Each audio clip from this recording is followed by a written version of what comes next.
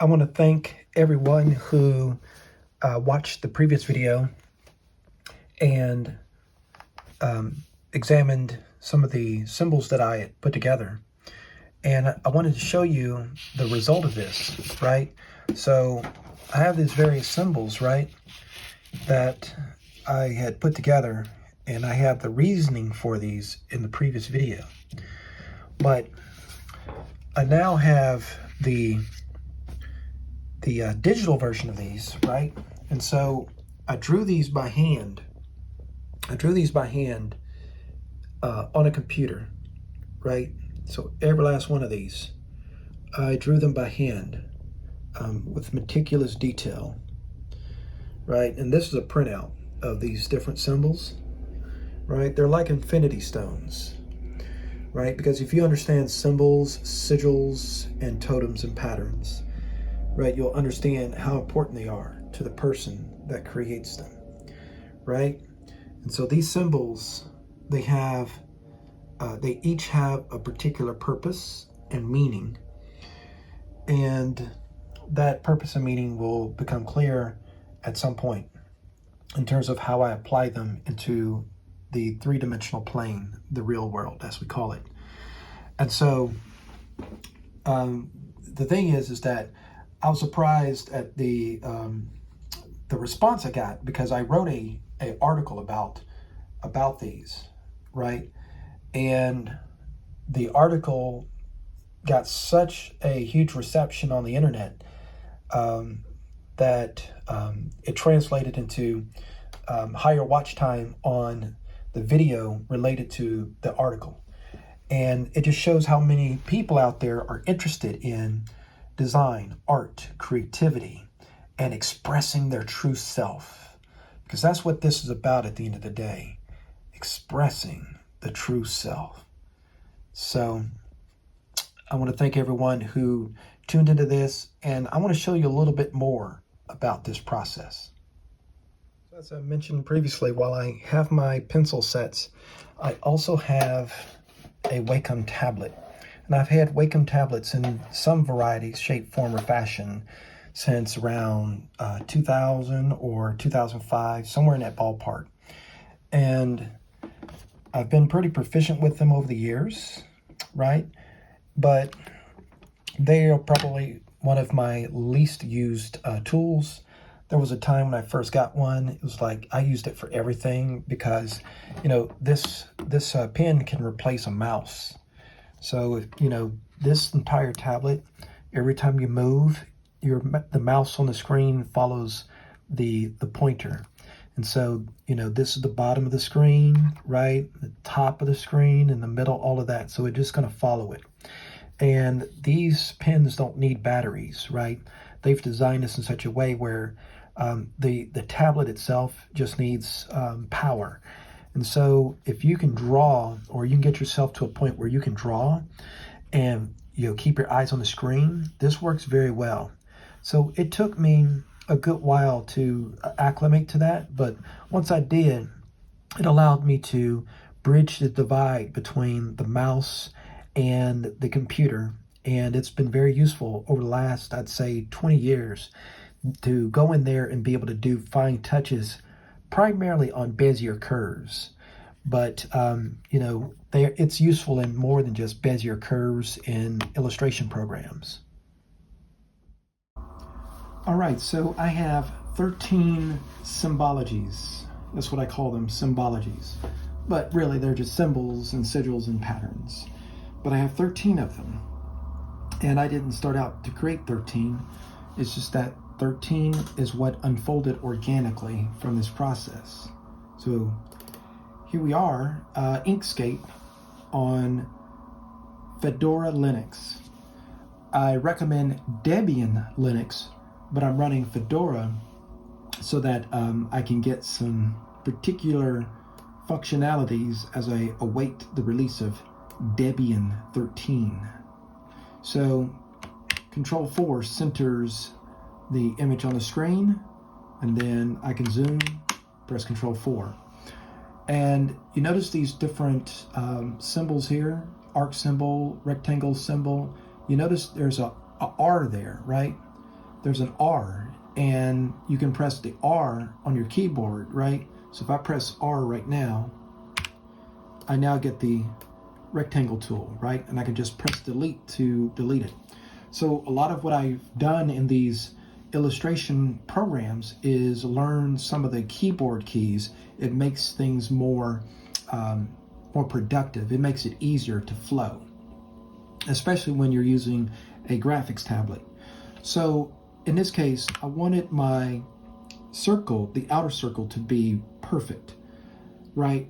But everything else inside the circle, organic, right? Organically defined. So I started out with this circle, and then what I do is, I'm gonna close this file. What I do is then I would copy the file into a new file. And then so I'd have the circle as a starting point. And then I would draw inside the circle, right? So I drew this one inside the circle, and I used layers to control different aspects. Largely, I would set the actual outer ring. So I'd set this outer ring. You can hide it and all this, but I would set it to locked. So I didn't want any disturbance on the ring, right? So I didn't want to accidentally move it or resize it or anything like that, so I would lock it. So that's how I would do that. Then everything else inside here, I would hand sketch. So for example, using a Wacom tablet, right? I would press the letter P on the keyboard, right? So you can press P, and what that's going to do is it's going to put it in pencil mode. And see, in pencil mode, right, you can just draw in a very organic way to get the type of look you want, right? And then you can set strokes over here. Well, you can set fill, and then if you hold down shift, so let's say I want to make that transparent, and then I hold down the shift key, and then I choose my, hold down the shift key, and then I go ahead and I choose whatever color I want as the stroke. So here, let's say I choose red, but I want these in black. And the reason why I want these in black is because I want to make sure that the logos or the symbols are printable, right? I want to make sure that they are printable.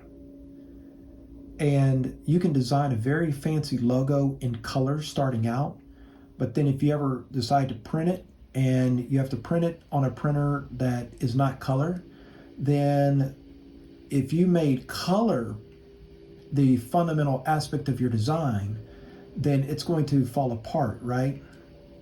And then you're not going to be able to rectify that once the symbol, image, sigil, logo has been finalized, right? And so by putting it in black and white and designing it that way, then what you can definitely say is if it is more resonant, if it's a more resonant symbol in black and white, it's certainly going to be more so if you do it in color, right?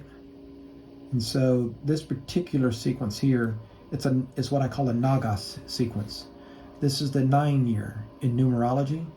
And so Naga symbology is going to be particularly potent, right? And so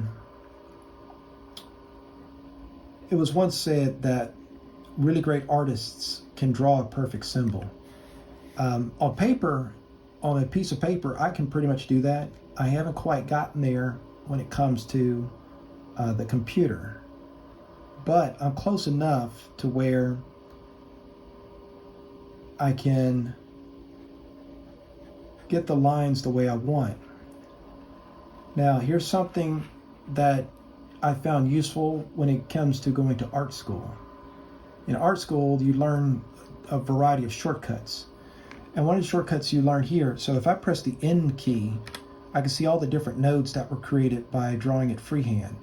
If I press Control L, it's going to simplify that and simplify the line and in some ways smooth the line, but not entirely, where it's more manageable, right?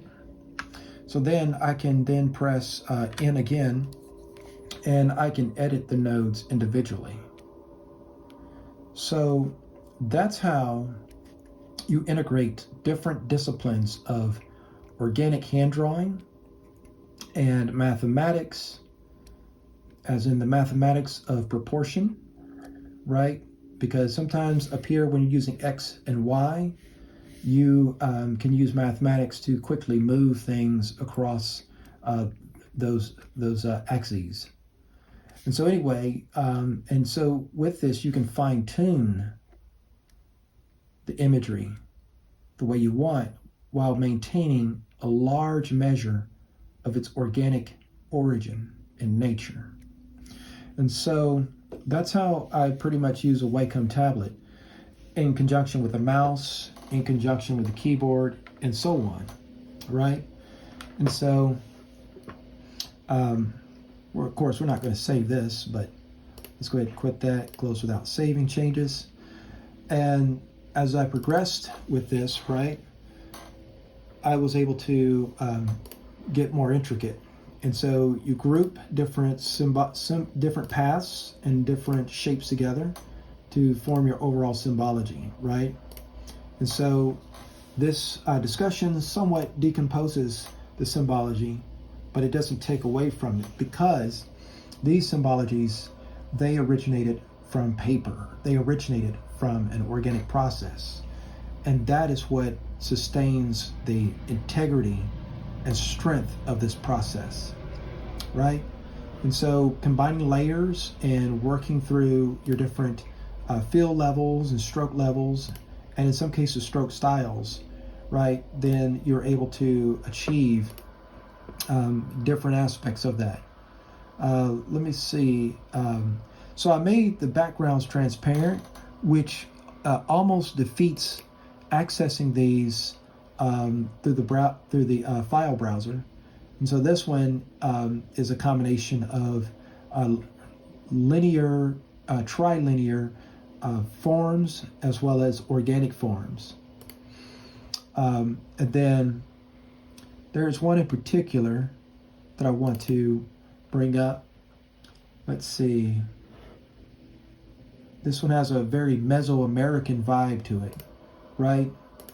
And these are different paths that were created together. And if I wanted to make this like perfect images, then I could use different path methods to do that. And that's what I did on some of the other symbologies, right? Where, if you are accustomed with Adobe Illustrator, right, you have concept called knock out a path, right? And that's essentially what I did here. Is you basically draw this, and then you structure it a little bit, and then you can duplicate. Press Control D, right? You notice got another one, and then you can flip it, and then use a little bit of mathematics here to move this over, right? And then with your mouse scroll wheel, you can fine tune it into shape, into place, right? The other trick you can do is you can just remember your Y coordinate, and just go ahead and move this right on over there, and then paste this back in, and then that'll put that right where it needs to be, right? And so, but then when you have something like this, you have a couple of ways of doing this. You can do it the way that I did, or you can also have an overall aggregate shape, right? And let me show you what that looks like. Find one of these here. This one should do. Yes, so this one is much more intricate right in the center.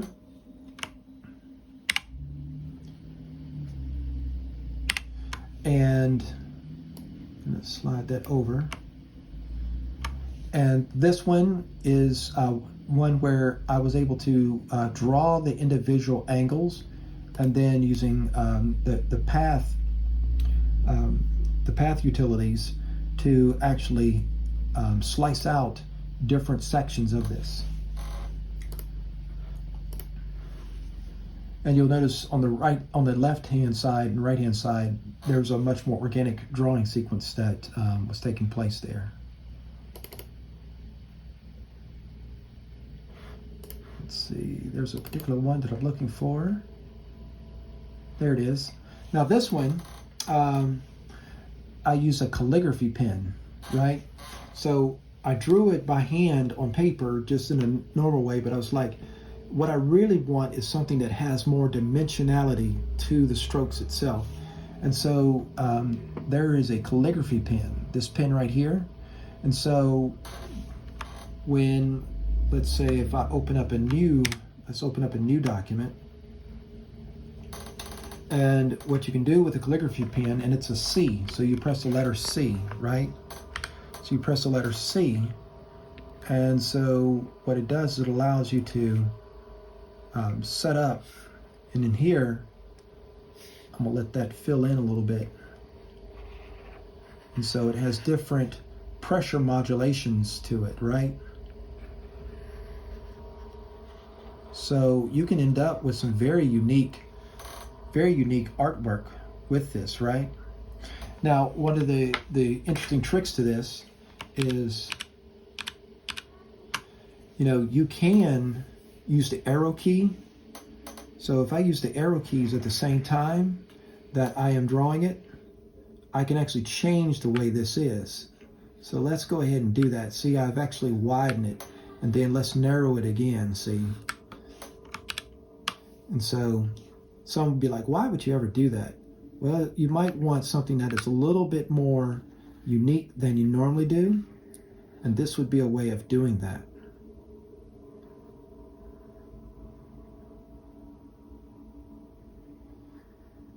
And so some programs, you have pressure sensitivity. Here, it's not so much pressure sensitivity because I can just use the same amount of pressure and it's going to be the same stroke. Here, it's based on the velocity of the stroke, how fast you do it versus how slow you do it, right? And so that's useful in and of itself. So if you want to really flash something out and then taper it a little bit, you could do that. I know what you're saying, he really likes writing his name. Yes, I do. And this is where tools like a paper overlay is really useful. And, if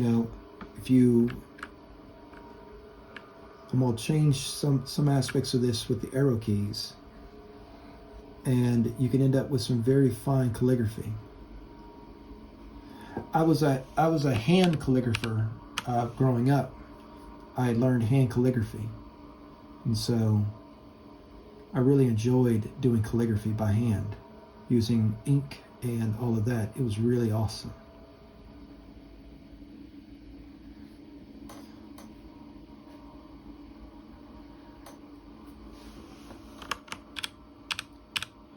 But what I've learned with the art over time is not to really try to get so precise with it, but the key is to actually just flow with it. And so that's the way that you'd want to do that if you want something that's organic. And so this one represents expression of technology on multiple dimensions. And that's where I'm headed with that. So that's going to be a key symbol for some of the things that I will do in the future. And then this symbol, this one has numerological meaning, and I'm still working on it. And so it's not finished yet, but it looks good even in its present form. It's beautiful. It's beautiful. And I want to make it even more beautiful. And like I say, if I can really radiate it out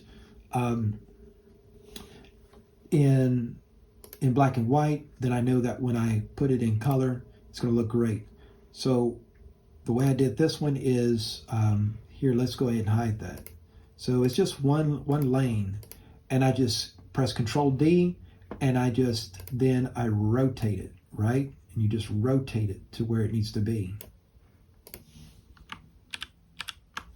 Right, so if I want to do another sequence, let's say I want to put this one adjacent, I press Control D, and then we'll strike this again, and then I can just rotate that into place.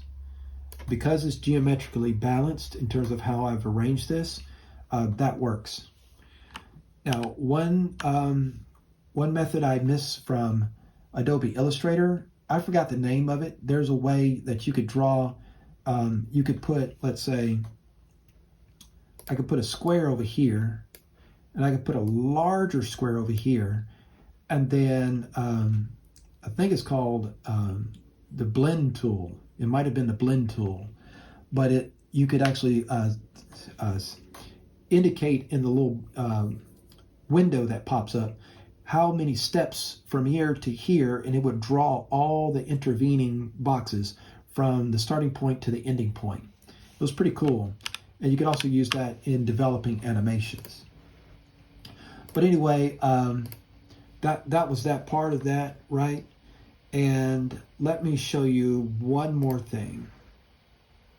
So this is the webpage that I did recently, where I talked about awakening art through symbols. And I put a link to it in the description. And so this explains my journey with these symbols. And I was surprised when I saw the notifications that showed, there were dozens of people that was reading this article, and I was quite pleased with that. And like I say, Seven Bomar on the channel Understanding did a really great job talking about matters such as these. I'm not quite sure which of these videos he talked about this. It could have been this one, or it might have been one of these two. The ancient code that unlocks the matrix, or the language of the giants. It was somewhere in this ballpark that it was like the aha moment came for me. And like I say, that is how my artistic abilities were reawakened by having that realization. And I also had some really great conversations with ChatGPT here recently about symbols and sigils and patterns, and came away with some great information about that that I will consider in the future. And then, as I said, my next step is going to be to take these symbols and refine them some more, right? I'm going to refine these more, and improve these to such an extent that when I do make color versions of these, it will make for a more impactful presentation, and then I will be able to do all kinds of things on the foundation of these symbols. So these are my symbols, the ones that my spirit was able to project into this reality. And I thank you for traveling with me on this journey.